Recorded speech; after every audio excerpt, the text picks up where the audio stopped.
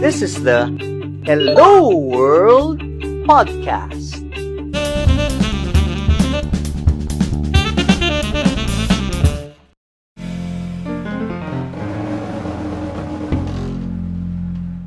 So, Nick, how does the business work? I saw in the website 3 steps. You pick up stuff that people want to store, then you store Yes. it in your space, and then you return it when they need it. Yes. So, who are the usual clients, and what's the range of stuff that people want Kahon.ph to store? When we started, it was majority B2C. Till now, it's majority B2C, but we're seeing a rise in our B2B clients and inquiries. Um, a lot of when we started it out, I thought it was going to be all condo dwellers, people who needed that space. Space in Mm-hmm. condos are becoming a luxury now and then.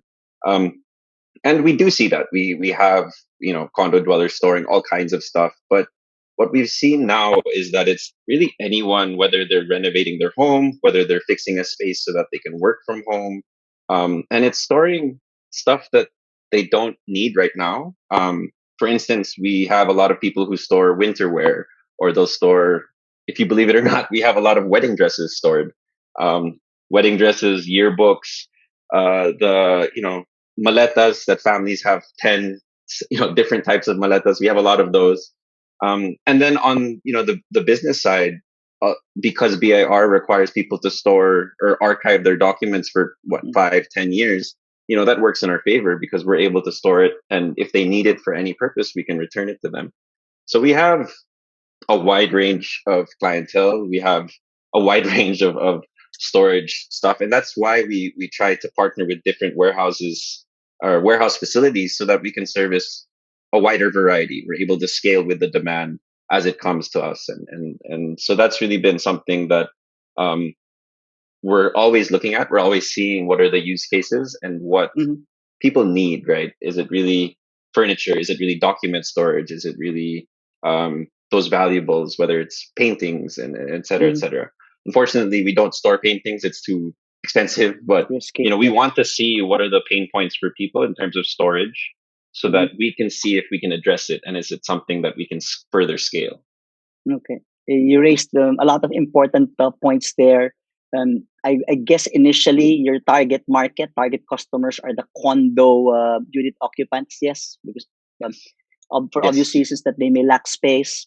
And then it now expanded to B2B, from B2C to B2B.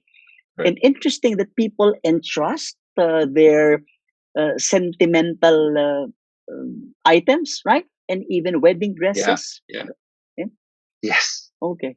Yeah, Wow. it's interesting. What I tell my team internally, because like I mentioned to you a while ago, our product is not storage, it's space. But what I tell my team, our product is not storage, it's space. But in reality, it's trust. We sell trust. Because people are going to not just pay us, but they're also going to give us their valuables. And so our service is really anchored on that, developing that trust, investing in their storage problems, and really helping you make whatever space you need, whether it's temporary or more for the long term. And just wanted to know how it works. Is there an app? Do they order in the website, or is there an app that they can Mm. use, perhaps to check status, check how are my goods being Yeah. stored? How does it work? Nick? So, a lot of people always ask us if we have an app, but I'm kind of the one, I guess I'm one of the few people that don't really believe in apps. So we have a website. It's completely mobile friendly, and then you have your own personal dashboard where you're able to check your items. You can pick which items you want returned. If they're with you, then it will showcase that they're actually in your possession. Then if they pick it up, once we tag it, it'll show up as in our warehouse. Um, the reason why we don't have an app is I really believe that if you're going to invest that much money in an app, it has to feel like they're hacking. They have to use it on a day-to-day basis. But if it's Mhm. storage, it's really out of sight, out of mind. People are storing in the bodega mindset here in the Philippines. So it's not like Hong Kong where a similar business model, people will store their bikes or their rain gear because the weather's so accurate, they're able to, think ahead and pull it out. Here, people are storing, again, like I said, maletas, yearbooks, Mhm. right? For long It's not term, something that's going to have, yeah, long term. So really out of sight, out of mind kind of thing.